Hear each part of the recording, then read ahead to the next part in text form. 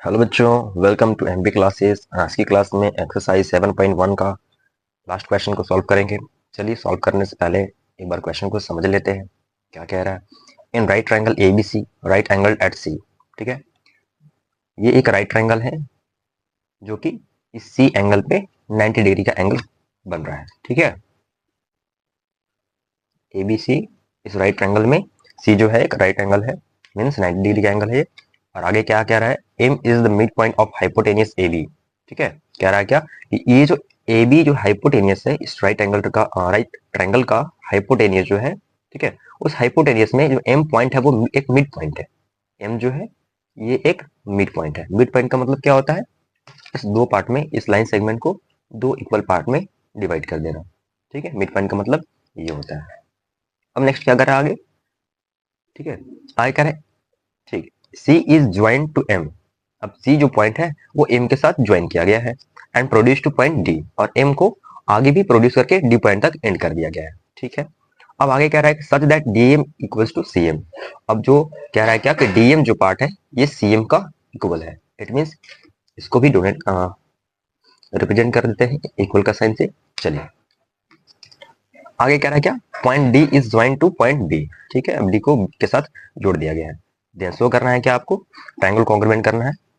आपको यहाँ पे चार चीजें शो करना है। ठीक है, तो स्टेप बाय स्टेप शो करते हैं। चलिए तो पहले सबसे पहले गिवन लिख लेते हैं इस क्वेश्चन का।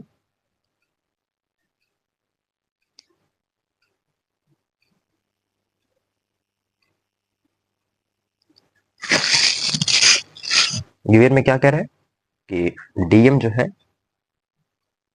वो सीएम का इक्वल है एंड एंगल सी जो है वो 90 डिग्री के इक्वल है। ओके, चलिए और भी कुछ कह रहा है क्या, जी नहीं। आगे हाँ एक और चीज कह रहा है, एम। एम के बारे में कह रहा है क्या कि एम जो है वो मिड पॉइंट है, इसको भी मेंशन कर देते हैं। एम इज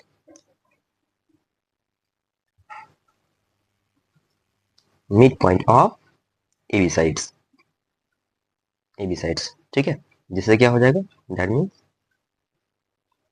जो बी एम है वो इक्वल हो जाएगा किसके, एम के। ओके, चलिए मुझे जो प्रूफ करना है यहाँ पे दिया गया है, तो हम डायरेक्ट प्रूफ करते हैं। ठीक है,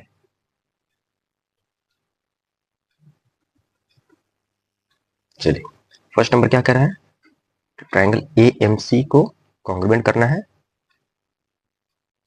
ट्रायंगल बी एम डी के साथ। ठीक है, चलिए चलते हैं in triangle A M C and triangle B M D. ठीक है, अब इन दोनों ट्रायंगल्स का, अब इन दोनों ट्रायंगल्स में देखेंगे कौन कौन से पॉइंट है। Triangle A M C means A M C और ट्रायंगल बी एम डी। ठीक है, इन दोनों ट्रायंगल्स को कॉन्ग्रुएंट करना है। तो इन दोनों ट्रायंगल्स में देखिए कि ये जो एंगल है छोटू, इस एंगल के इक्वल होगा बाई वर्टिकली अपोजिट एंगल्स। ठीक है, इसको हम यहाँ पे लिख देते हैं इस तरीके से। क्या हो जाएगा, angle angle A M C equals to क्या हो जाएगा, एंगल डी एम बी, या फिर बी एम डी बोल सकते हो, कोई दिक्कत नहीं है। बी एम डी एक पॉइंट मिल गया, दो पॉइंट्स और चाहिए हमें। और दो पॉइंट्स क्या हुआ, एक पॉइंट यहाँ पे दिख रहा है। ठीक है, जो डीएम जो है वो एमसी के इक्वल है, जो कि गिवन में दिया गया है मेरा। तो इसको भी इस तरीके से लिख देंगे, जो एमसी है means C M equals to क्या हो जाएगा, डी एम।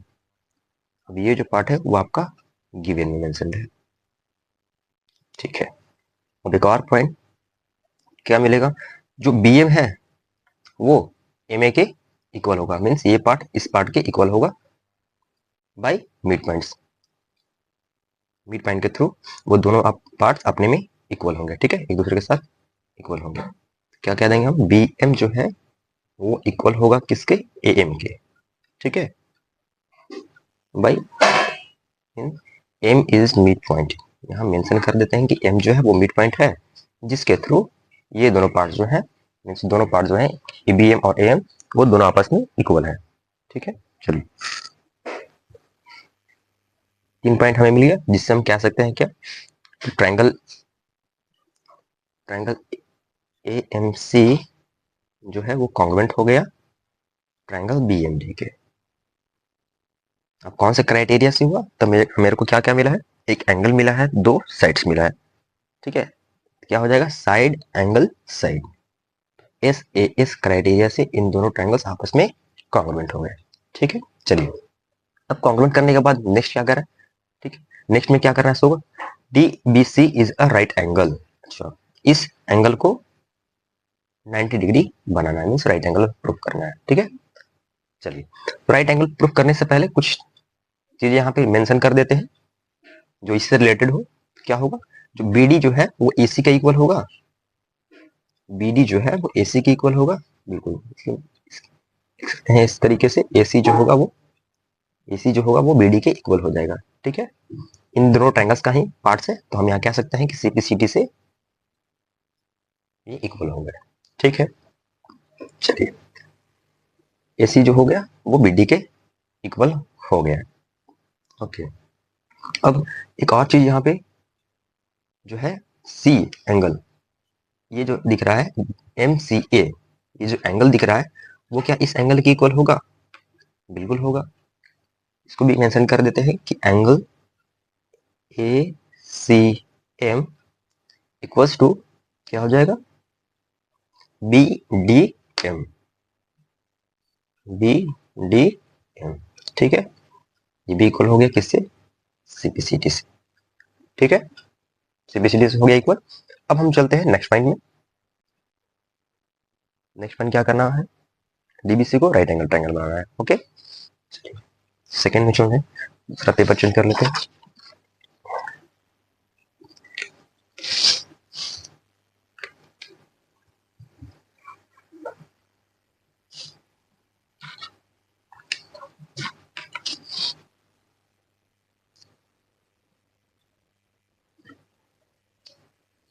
सेकंड क्या कह रहा है? सेकंड में क्या करना था मेरे को? ट्रायंगल डी एंगल डीबीसी को, एंगल डीबीसी को राइट एंगल करना है, means DBC is a right angle, right angle, ठीक है। चलिए, एक बार हम इसको निकाल लेते हैं ताकि फिगर को देखने में आसानी होगा, ठीक है। चलिए, इस एंगल को क्या करना था? हाँ, 90 डिग्री प्रूफ करना है, 90 डिग्री बनाना है। तो क्या करेंगे हम? देखेंगे ये कि AC जो है वो BD के इक्वल है, ठीक है। अब यहाँ ये देखना है कि ये जो एंगल है इस एंगल के साथ इक्वल था, ठीक है। यहाँ मेंशन कर देते हैं कि एंगल ACM जो है वो BDM के इक्वल है, BDM का इक्वल है, ठीक है।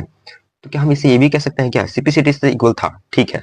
बट इसे हम ये भी तो कह सकते हैं कि ये जो एंगल है वो इस एंगल के अल्टरनेट इंटेरियर एंगल के थ्रू इक्वल है, बिल्कुल कह सकते हैं अल्टरनेट इंटेरियर एंगल। और जब ये अल्टरनेट इंटेरियर को फॉलो कर रहा है, इट मीन जो AC साइड है वो BD के पैरेलल भी होगा, बिल्कुल होगा। यहाँ भी इस तरीके से लिख सकते हैं क्या कि AC जो होगा वो पैरेलल होगा किसका? BD का। अब ये पैरेलल क्यों हुए, किसके कारण हुए, किस बेसिस पे हुए, वो बता दिए कि ये दोनों जो एंगल है वो अल्टरनेट के बेसिस पे, अल्टरनेट के थ्रू ये दोनों आपस में इक्वल है, ठीक है, बिल्कुल। इसलिए हम कह दिए क्या कि AC जो होगा वो BD के पैरेलल होगा। अब पैरेलल, ठीक है, पैरेलल तो कह दिए। अब पैरेलल के बाद क्या करना? अब पैरेलल करने के बाद क्या काम करना है यहाँ पे? देखिए ध्यान से, अब ये दोनों पैरेलल लाइंस हैं। अब ये जो BC साइड्स है, जो BC लाइन दिख रहा है वो क्या कर रहा है? इन दोनों लाइन को ट्रांसवर्स कर रहा है, ठीक है। इन दोनों पैरेलल लाइंस को क्या कर रहा है? ये BC ट्रांसवर्स कर रहा है। अब ट्रांसवर्स करने पे ये जो एंगल है, ठीक है, इस एंगल में एक रिलेशन होता है। वो क्या रिलेशन होता है? जरा देखिएगा ध्यान से। Angle D D C plus angle A C B 180 degree के इक्वल होता है, ठीक है।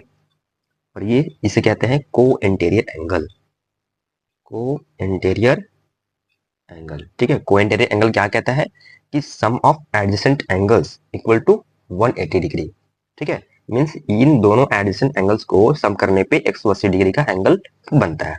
ठीक है,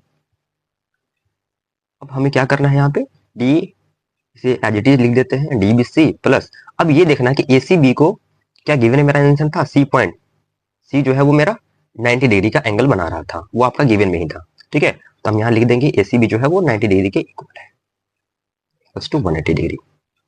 ठीक है, चलिए अब हम डी बी सी को एज इट इज फिर से लिखते हैं। अब इसको हम 180 में से 90 को सब्ट्रैक्ट कर देते हैं। क्या हमारा आ गया, angle D B C equals to 90 degree, यही तो प्रूफ करना था ना, यही शो करना था हमें। ठीक है, तो सेकंड कंडीशन भी मेरा क्या हुआ, प्रूफ हो गया।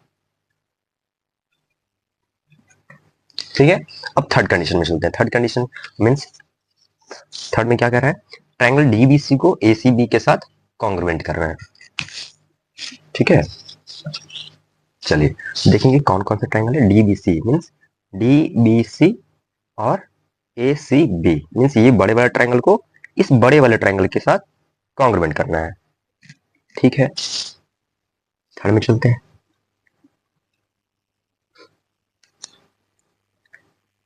ट्रायंगल डीबीसी को कॉन्ग्रुएंट करना है ट्रायंगल एसीबी के साथ। ठीक है, चलते हैं इन्हीं दोनों ट्रायंगल्स में।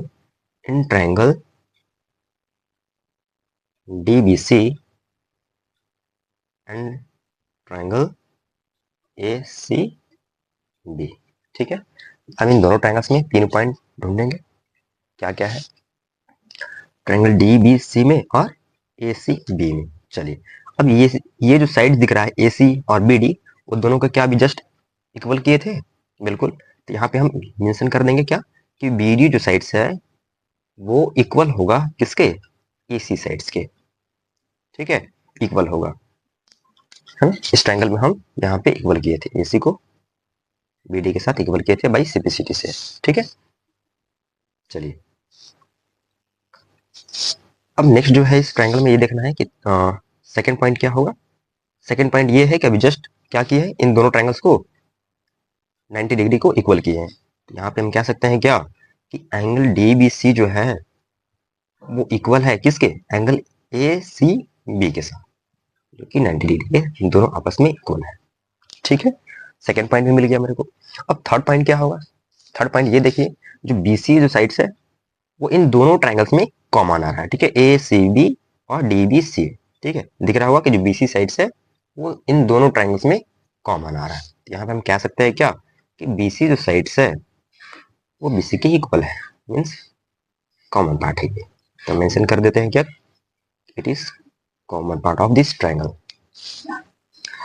चलिए थर्ड तीनों पॉइंट मिल गए मेरे को। तो इसके बेसिस पे हम कह सकते हैं कि ये जो ट्रायंगल है डीबीसी वो कॉन्ग्रुएंट हो गया एसीबी के साथ।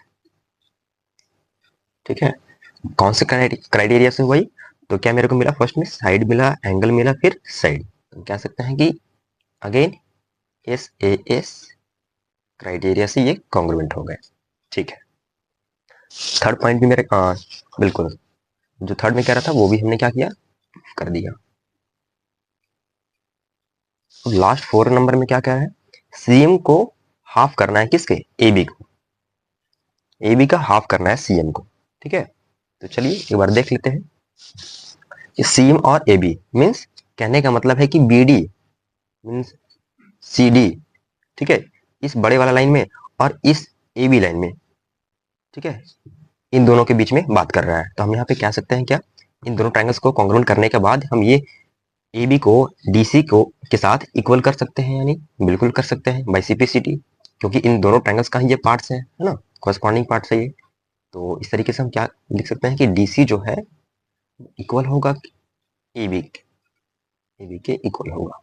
ठीक है, इसको हम मेंशन कर देते हैं सिम्प्लिसिटी रूल से। ठीक है, अब इन दोनों पार्ट्स को इक्वल करने का मतलब क्या हुआ, अभी जस्ट देखिएगा सर क्या इक्वल है, क्या यूज है आगे। 4 नंबर में क्या करना था, सीएम को हाफ करना है 1/2 ऑफ बी। ठीक है, इसे करना है। चलिए अब हम जस्ट अभी क्या इक्वल किए हैं, डीसी को ए बी के साथ इक्वल किए हैं, तो कुछ नहीं करना, बस इसको यहाँ पे पुट कर देना है।